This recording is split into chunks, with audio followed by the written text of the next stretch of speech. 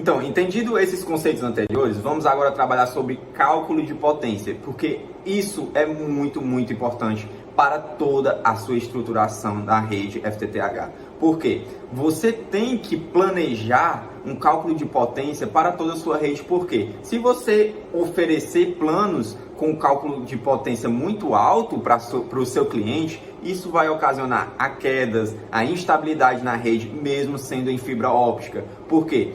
Você sabe que esses equipamentos, a ONU, ele autentica em até uma perda no máximo de 27 dB. Ou seja, se na sua CTO estiver um conector, uma conexão com a luz de potência até 27 dB, ok, pode ser que segure, dependendo, claro, da sua ONU. A sua ONU que vai dizer, existem sim ONUs que aceitam até no máximo 27 de perda, mas também existem outras que até no máximo 24. Então, o que a gente aconselha? Que você projete, que você faça o cálculo da sua rede, da sua estruturação até no máximo 24. Então, por isso que é muito importante você entender essa questão desse cálculo de potência. E é isso que a gente vai adentrar agora. O ponto principal, o ponto de partida que você tem que saber é a sua OLT. Quanto que ela está emitindo luz para o seu backbone, para que assim possa distribuir essas redes e colocar caixas, colocar CTOs para posteriormente atender os seus clientes. Então, aqui, como é o caso da nossa OLT, aqui fazendo a medição direta, direto no cordão, podemos perceber aqui uma potência de saída de 5. Aqui, ó. Você pode ver aqui embaixo uma potência de 5. Então, levando em consideração, você tem que entender o quê? Duas coisas. A questão de que vai influenciar esse ganho de potência a mais. Uma coisa, a primeira coisa, a distância. A distância da sua LT ao ponto final, ou seja, a sua CTO, vai interferir. Se for uma questão de uma distância muito grande, pode aumentar alguns dB aí de potência. A segunda é a questão da splitagem. Quanto que você vai ganhar de potência colocando determinado splitter. Vamos entender aqui, seguindo o exemplo do nosso backbone de 12, como foi na aula anterior. Pegando ele aqui, e a fibra verde, aqui ó, fibra verde, nosso primeiro ramal que já está teoricamente ligado à nossa OLT. A nossa OLT está enviando luz de potência 5 para cá.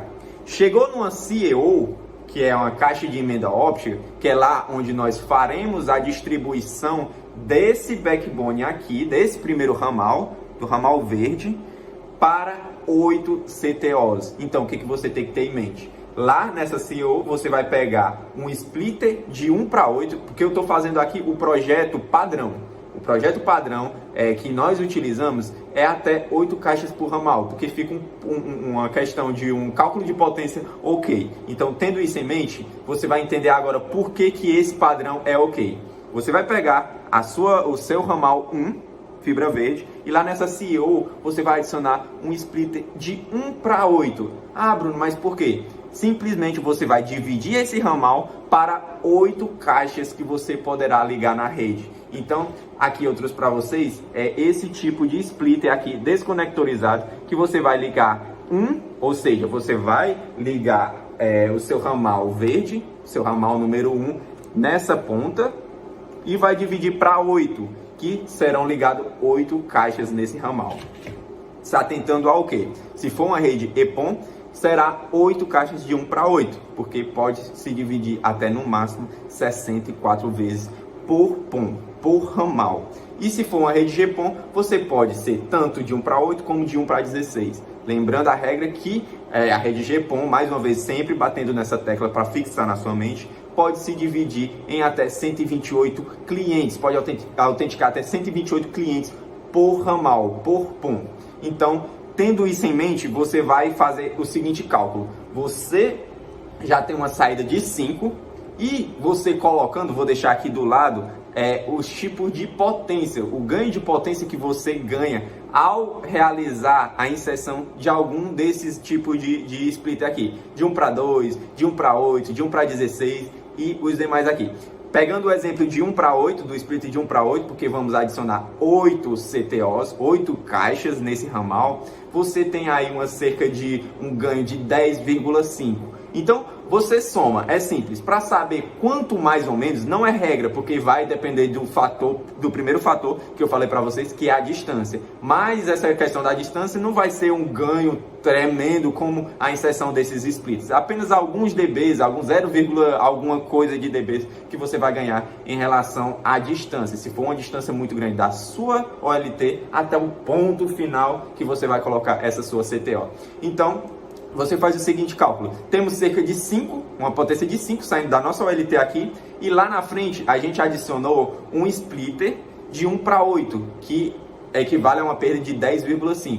Então você, por média, terá uma saída nas suas CTOs de 15,05. Claro, podendo ser mais, porque tem esses outros fatores, como eu falei para você. Então, esse cálculo de potência, você tem que ter em mente o seguinte. Então, quer dizer que se eu fizer dessa forma, vai ficar ok? Vai ficar uma rede ótima para os meus clientes? Sim. Por quê? Porque o sinal está perfeito. As suas ONUs vão identificar de boa, sem nenhum problema. E se eu adicionasse nas minhas caixas um splitter de 1 para 16? Ok, você faz o mesmo cálculo. Ó. Você vai ter a saída de 5 mais essa potência, essa perda que dá, esse aumento de ganho da potência que dá se adicionar um split de 1 para 16 na sua CTO. Entendido isso, está ok. Você já tem em mente o que acontecerá na sua rede você adicionando esses tipos de splitters.